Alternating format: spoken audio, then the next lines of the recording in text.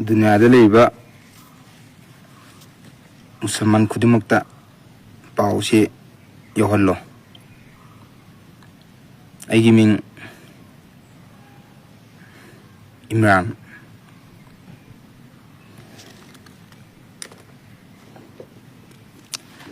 से अैना पाइजे कुरान ने कोई मुस्लिम की होली कुरान ताइबंग सेंबा मपू मांगना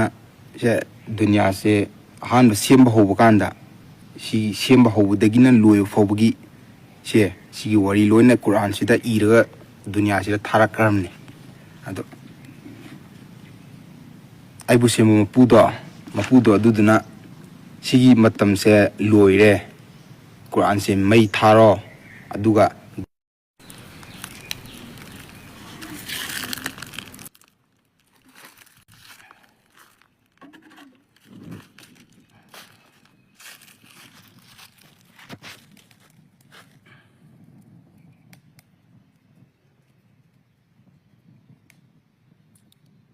कुरान चाइसिको मई थारसी कुरान अदुना तौबा तहौरो मुस्लिम खुदिमक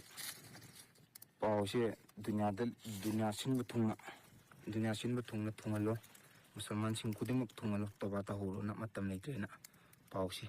यौहल्लो साइसी कुरान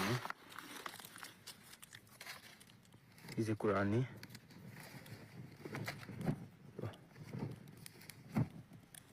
कुरान शरीफ